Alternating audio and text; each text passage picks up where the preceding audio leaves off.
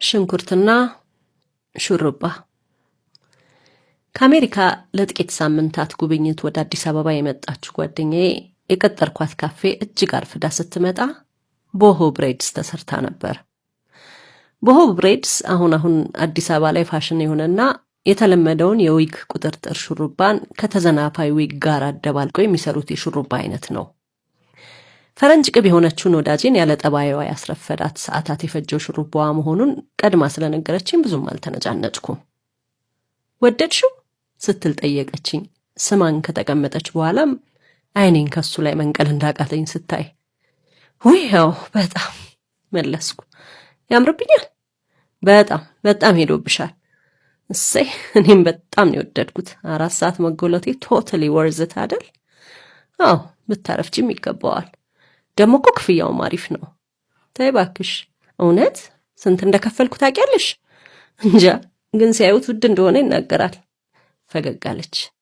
የሚገርምሽ እኮ ውድ አለመሆኑ ነው። ኢትዮጵያን የምወዳት ለዚህ ነው። ይህን ሁሉ ሰዓት የፈጀ እንዲህ የሚያምር ሹሩባ በርካሽ ነው የተሰራሁት።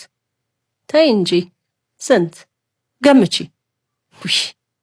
ግምቱ እንኳን ይቅርብኝ። ኖርማል ቁጥርጥር እንኳን ከተሰራው 1-2 ዓመት አልፎኛል እኮ። ቢሆንም ገምቺ። ሄዲ ደግሞ አልገምትም አልኩሽ። ባለፈው ሳምንት የገዛሁት 2 ኪሎ ሽንኩርት ዛሬ ስንት እንደገባ እንኳን አላቅም። ነገሩ ሁሉ በየቀኑ ነው ሰማይ የሚነካው። አንቺ ወዳታለሁ ያልሻት እኔ ደግሞ እንዳልጠላት እየታገልኩ ያለችው ኢትዮጵያ ደግሞ ይቺ ናት። ሳቀች። ዝም ብለሽ ገምቺ። ሰው እንዲህ ችክ ሲልብኝ አልወድም፣ ደሜ ይፈላል። ትዕግስቴን አሰባሰብኩና ኤዲ ትነግሪኝ እንደሆነ ንገሪኝ፣ ካለዛ ታዩ አልኳት። የልጆቹን ቲፕ ጨምረሽ 8000 ብር ብቻ ነው የከፈልኩት። ክው አልኩ። ኤዲ 8000 ለሹሩባ እኮ ርካሽ አይደለም አልኳት ከድንጋጤ ሳላገግም። ምን ሆነሻል? በጣም ርካሽ ነው። አይደለም አንቺ እኮ አልገባሽም። ወደ ዶላር ስትቀይሪው እኮ ኢትስ ላይክ አንደር $50 አይ ቲንክ። አሜሪካ እኮ ቢሆን በትንሹ $300 ይቆነድዱኝ ነበር። ደግሞ ትረስሚ የዚችን ግማሽ እንኳን አያምርም ነበር። እኔም እሷም ከቆምንበት ስፍራ አንጻር እውነትን ይዘናል። መሸናነፍ የምንችልበት ክርክር ስላልሆነ ልገፋበት አልፈለኩም። ስለዚህ ፈገግ ብዬ አሜሪካኖ ቡናዬን ፉት አልኩና ጨዋታውን ቀየርኩ።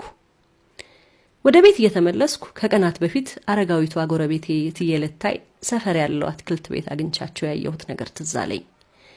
መጀመሪያ 2 ኪሎ የሚሆን ሽንኩርት አንዱን ራስ እየጣሉ አንዱን እያነሱ ሲመርጡ ቆዩ። ከዚያ ልጁን ዋጋ ጠየቁት። ነገራቸው።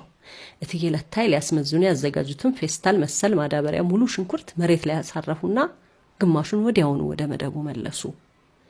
ኤዲ ርካሽ ነው ብላ ስለተሰራችው ሹሩባ ሳስብ እነዚያ ተመላሽ ሽንኩርቶች ለምን ትዝ እንዳሉኝ አላውቅም።